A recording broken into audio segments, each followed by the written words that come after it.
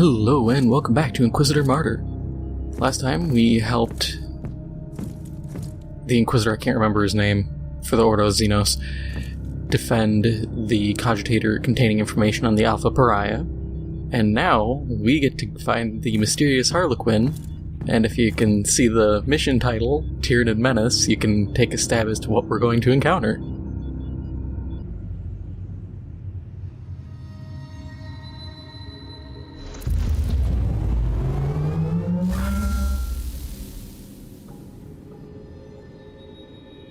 Careful down there, Inquisitor. The world is crawling with Tyranids. My main concern is not those Xenos, but another one in particular. Are you certain that the Harlequin will be here? I am, as much as one can be, certain about Harlequins. But I know her, and I'm confident you'll meet her. It is surprisingly quiet at the moment. The Tyranids are hibernating. Trust me, your arrival will stir them up mightily. Precise and surgical strike is what I need now. Send me the coordinates of the Harlequin. There are 3 webway gates in the area. The Harlequin could be near any of them. Loading. So, as you can see, we got Tyranids. I have been waiting so long to go over a bit of the lore for these guys. I love the Tyranids. I think they're cool. They are the great Devourers. Now, I'm actually reading this, and I'm going to abbreviate it because there's a lot of stuff to go over, but effectively the Tyranids first show up. They're attracted to the Milky Way galaxy in 40K when a device called the Pharaohs is overloaded during the Horus Heresy, so that's Warhammer 40K. And during that, it releases effectively like a psychic pulse almost, and the Tyranids sense it, because the Tyranids are a massive hive mind. They're referred to as the Shadow of the Warp, the Great Devourer, stuff like that. What we see throughout 40K is merely tendrils of the main Tyranid force. They devour planets. Their forces will strip a world of every possible resource until the planet is just a barren, lifeless rock, which their name, Tyranid, is reference to the first planet humanity encountered them on, which was the planet Tyran. I believe it was an Inquisitor. I'd have to actually sit down and check this quick. Yeah, it was Highly Behemoth. Yeah, it was the Ordo Xenos who had encountered them first, or at least their records show it. Or at least their records show evidence of encountering them as far back as that. And it's just super interesting. I'm trying to think of if it's even a proper term, but hyper-evolutionary. What they will do is, in a protracted conflict, let's say they're fighting Tau, they'll drop in their first waves. Well, initially they will send in a force that is very minuscule. It's, spores. It's very minimal hormagaunts or gene stealers to get a feel of it. They might even deploy cults, the gene stealer cults, which are effectively gene stealer human hybrids. And oh man, there's just so much. They will strip a planet clean. Their evolutionary state, like I said, let's say they're fighting Tau. They'll start fighting them, and let's say their armor is weak. It gets punched through clean by Tau railguns. They will actively shift their evolution to counter. They will start getting thicker carapaces. By the ferociousness of the Tyranids without their high fleet. It is indeed remarkable. The Xenos recognize the futility of a full-scale invasion and use the available biomass to infect as many planets as they could. Still, eventually they were purged by the Imperium. Not entirely. After the Tyranids had scattered their forces, isolated diaspores were able to survive eradication. Mostly on the more backwater planets. And just like stated there, Reloading. they'll operate independently to a degree. The thing is, there is a command structure. The High Fleet itself commands everything, but if Tyranids are separated from the command fleet, they will have... I'm trying to think of the proper words. Because there's synapse, that's what it is, a neural synapse that will connect them to hive tyrants and brood lords and these more powerful and not necessarily sentient, but more thinking Tyranids. How's that saying go about plans extending beyond contact with the enemy? Well, it happens. If the surgical strike does not work, we can always try brute force.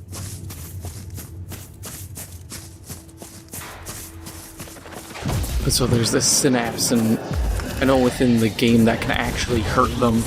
If the synapse creature is killed, it sends a feedback that can harm, if not kill, other Tyranids. All their weapons are organic. As you can see, that rifle is a completely organic weapon. It's a venom cannon specifically, so usually good at like taking down armor. They will shoot like beetles that are flesh-boring.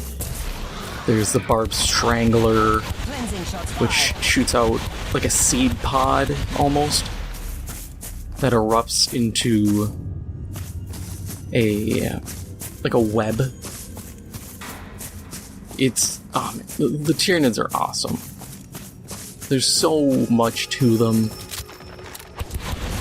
and admittedly, I do think Gene Stealer armies need the cults need way more fleshing out.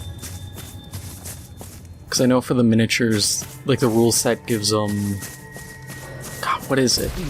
Like mining equipment? And I get it, that's in theory what some groups would have, but they should also have, Imperial Guard stuff, because there are planets where they can completely supplant the control of the Imperium. And when an invasion happens, there's like a Hive Magus and other higher level Hive members, or at least cult members, and they will signal a tendril of the Tyranids to come and devour the planet. There's a number of... I'm trying to think... strains, I guess would be it. Inquisitor Mercer, do you have any idea what the Harlequin is trying to achieve on an infested planet? Possible. It used to be their world. I'd say the Eldar regard it as their world still. Harlequins are attracted to the sites of great tragedies. What is so unique about this planet? This used to be an Eldari maiden world, at a hub in the webway. Numerous gates are still intact. So, she can dance between the webway and real space. A perfect hideout for a Harlequin.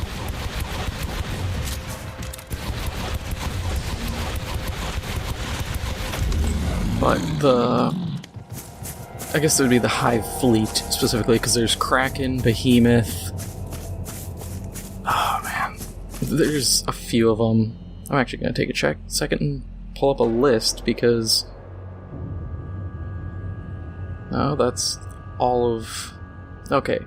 Naga, Gorgon, Kraken, Jormungandr, Leviathan, Hydra, and Kronos. Oh, and Behemoth and Ouroboros. The major ones, at least. There's others, but those are the major Hive fleets that have been encountered. In Battlefleet Gothic Armada, their ships are really cool.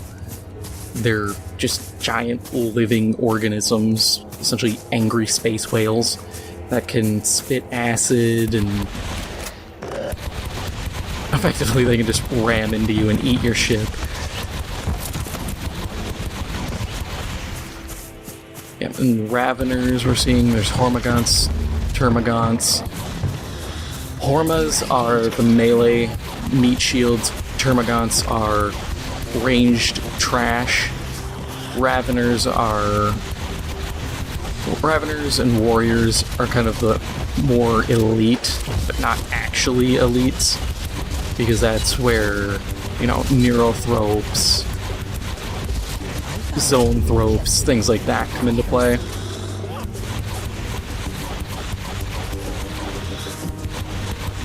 The Tyranids have actually fought against demons before, and I remember reading about that. That was an interesting encounter because they were realizing nothing they ate was giving them sustenance, because demons would just poof and go back to the war.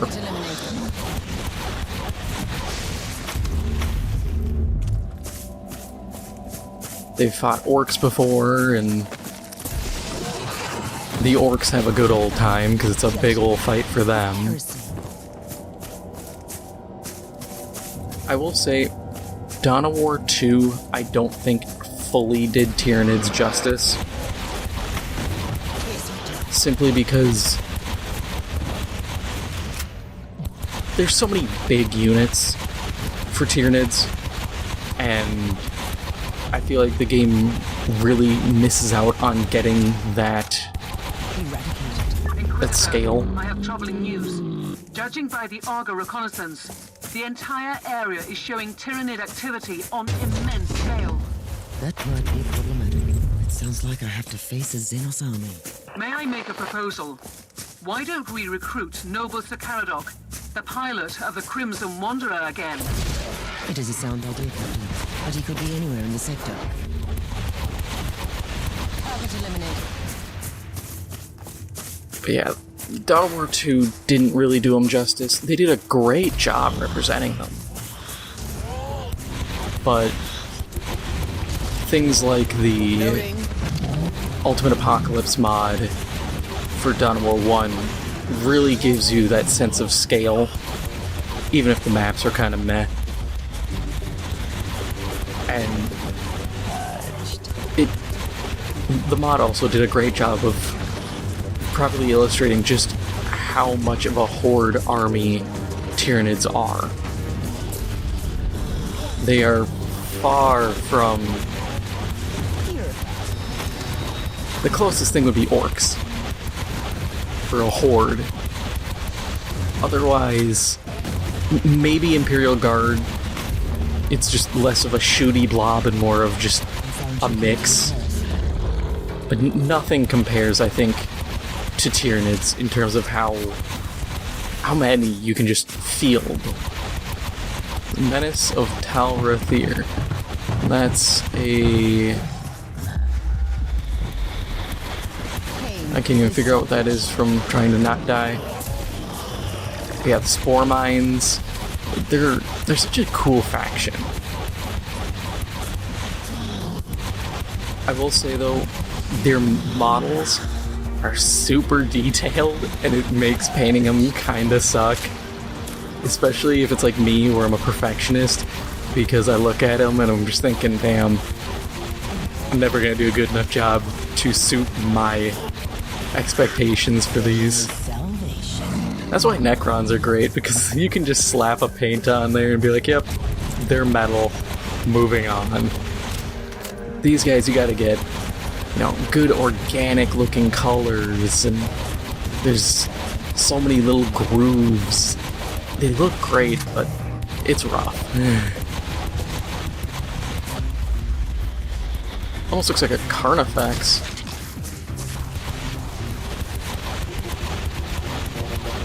Loading.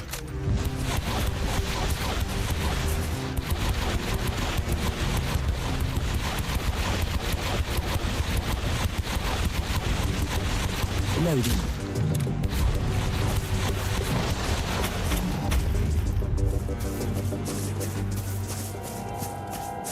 I love Tyranids. They even included them in... Oh my god, I'm trying to think. Eternal Crusade. As trash as that game was, they were the main enemy in the PvE kind of wave survival mode. possibility of heresy. Kind of sad that that mode didn't get enough support either to really get fleshed out.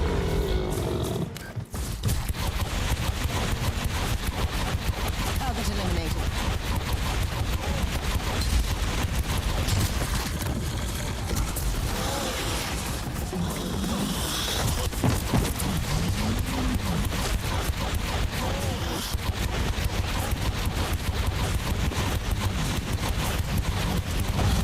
And you can see these guys are chunky. They take a lot of hits. Well, that's also thanks to the fact that armored, and armor just... Oh, man, armor is rough when you're trying to use this needle rifle.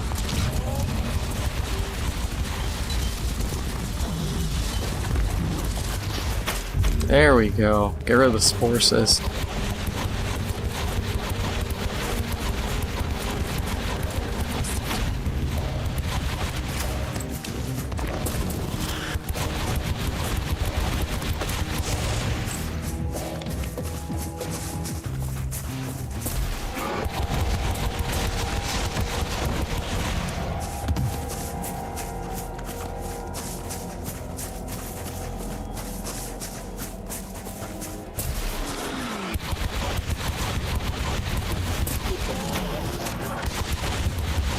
Oh, another thing that's interesting, I just remembered it, is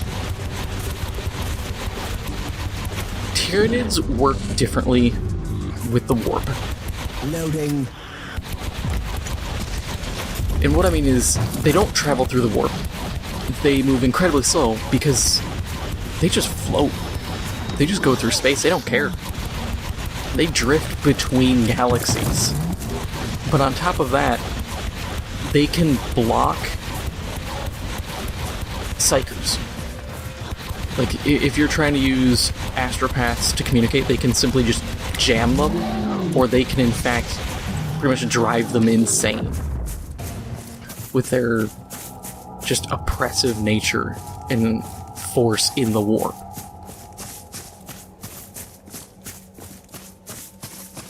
Which really shuts down psychers in general. I honestly wonder how they would handle against Thousand Suns. I mean, Rubric Marines are just ghosts in armor, but Thousand Suns really like their Chaos Sorcerers, so I don't know how they would handle.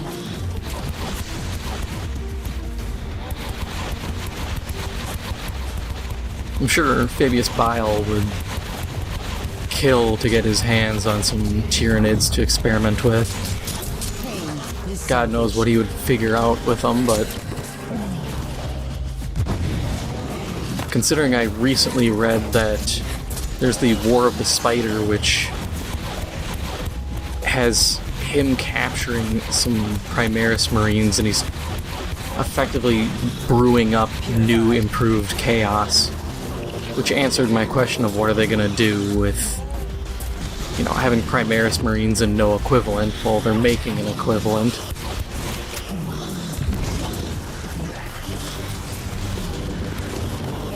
But I'm sure he would be able to find something interesting. Oh, and then, so we haven't seen Gene Stealers yet, but they're pretty common on, like, Space Hulks, even though original Space Hulk, the Gene Stealers predated the Tyranids introduction, so they're... I'm not gonna say they're an anachronism, they're just kind of in a weird spot lore-wise, because, you know, they still bring them up in Space Hulk stuff, like, oh hey, here's some Gene Stealers, but they're also not just bound to that. And to have just Gene Stealers is kind of a strange predicament. Oh yeah, the Malanthrope. We'll actually try to get a good view of him. As you can see, it's like a Neurothrope or like a Zoanthrope, which is, they're effectively like, they're psychers. Cleansing shots fired. I really say this Inquisitor myself, but considering the fate of this world, I'm beginning to understand why you treat the Eldar as potential enemies. We fear the alien, and for a very good reason. But sometimes, you need to recognize that some of them are waging the same hopeless war for existence in a hostile galaxy that we are.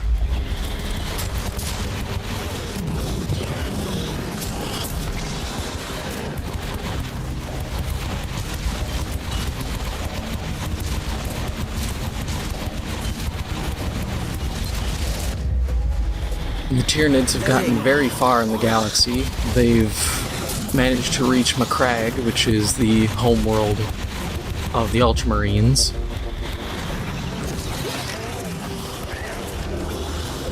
Which, if you find a map of the galaxy that's actually, it's not, you know, on Earth's doorstep, but it's pretty close to Terra.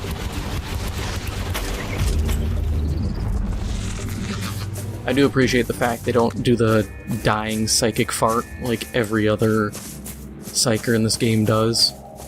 It's nice to not have to immediately flee from death.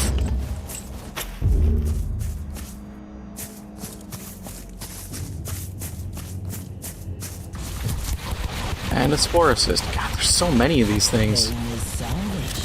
Very Tyranid-like. Their numbers are belligerent and numerous.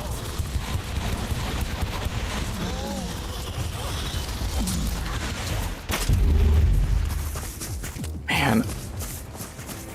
Every other character struggled to mow those things down, but getting those aim shots just really makes those fights easier. Unless something stands in my way, in which case they eat the hit. Why the threat of the isolated Tyranid diaspores led the Adeptus Mechanicus to order Exterminatus. Yes, that was a sad fate for this maiden world. The current situation proves that even an Exterminatus might be enough. What is more disturbing is that this proves that this particular hive mind acted like a highly intelligent being who used cold logic. I am guilty of heresy.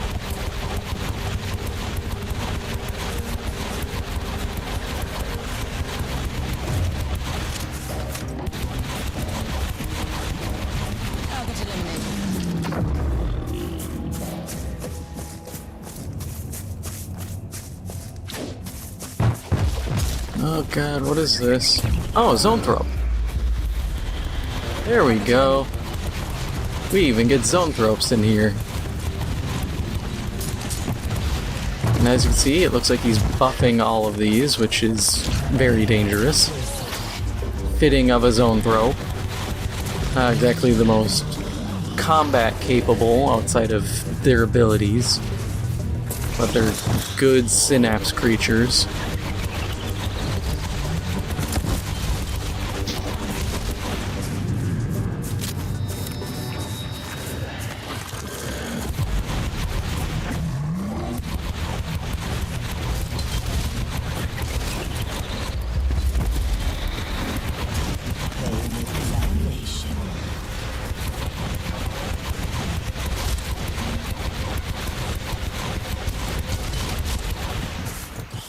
Alright, let's test this. We'll use the grav pistols. See how they handle. Because it might be the better option, actually, for fighting Tyranids with how much armor they have.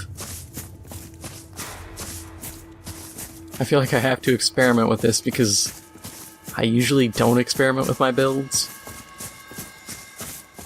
And I haven't taken my Crusader through all of this yet, and I genuinely wonder how he's gonna handle it. Oh, Spore Assist.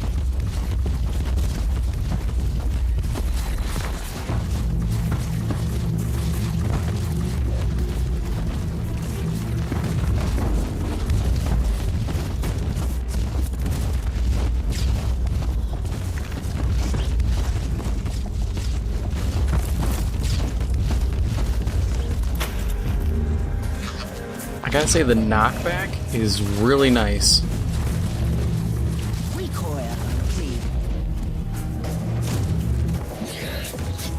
But I think right now, just the sheer volume of enemies makes fighting them a little tough.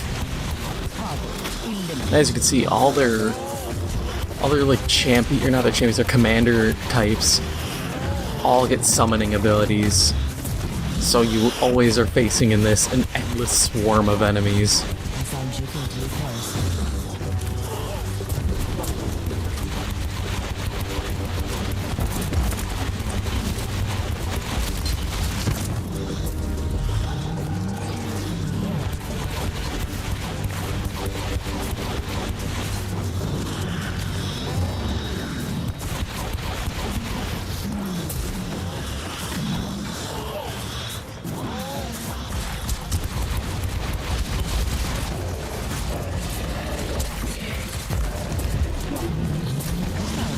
Guilty of heresy.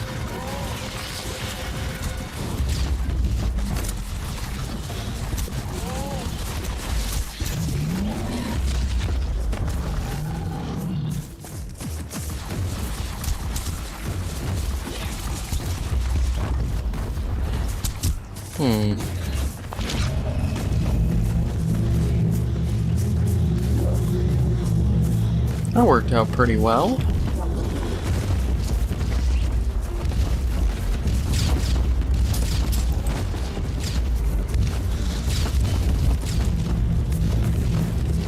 It's not a lot of damage, but it's very consistent.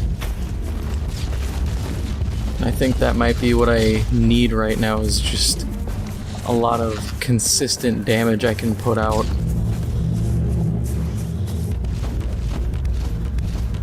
I mean, against armor it's not bad, I probably need better ones though.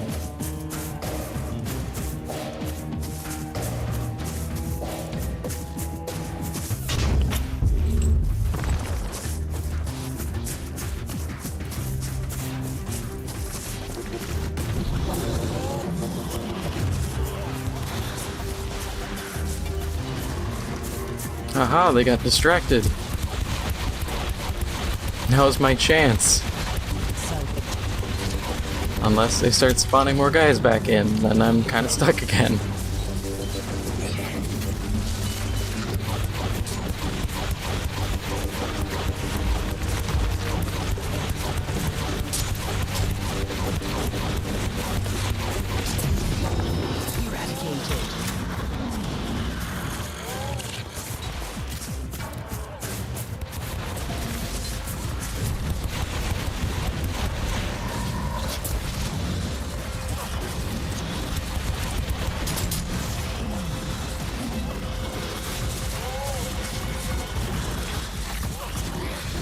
I'm already getting really bad wave serpent vibes again.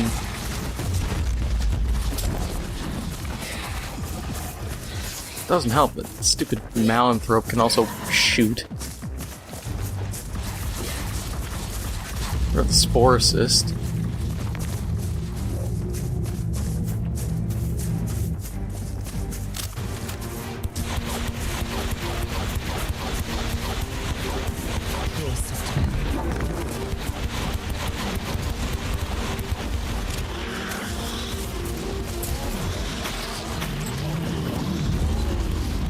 Yeah, I really need wave clear. I just don't have that. And I need more damage on my aim shots so I can just drop targets rapid fire. I think that's where I'm starting to fall off too.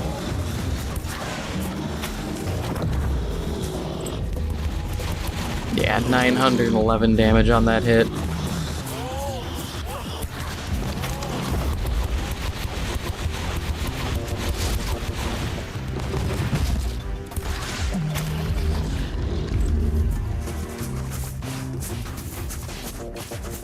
I refuse to let this thing go because it's here and it's almost dead.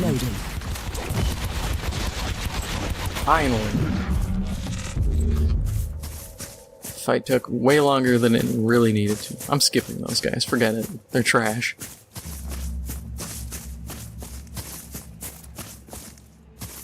We must talk, Harlequin. Seriously this time. I have fought my way here. No, human. You have barely started fighting. The true battle only begins now. My tolerance for your riddles has not increased greatly since last time. Still, you are exactly where you need to be. Not far from here, upon the plains of despair, where the towers no longer sing laments, lies the ruin of the Shrine of the Prophecy. I've warned you about talking in riddles, haven't I? Your kind call it the Viscerum Prophecy. That is where the corrupted wanderer, the one you call Uther Tiberius, followed the same visionary words. Tell me about the shrine. Why? You would not understand it. The shrine holds great power, which is why the Devourers are drawn to it. I will lead you there once the path is clear. And if I refuse to play my part in your wicked theatrics? Then the Nexus will open, and its purple gaze will fall upon your falling empire, Inquisitor. Oh, you sound just as insane as I thought. However, I have an idea about that swarm. I will join you in the endless dance of death after you have walked through fire and flames.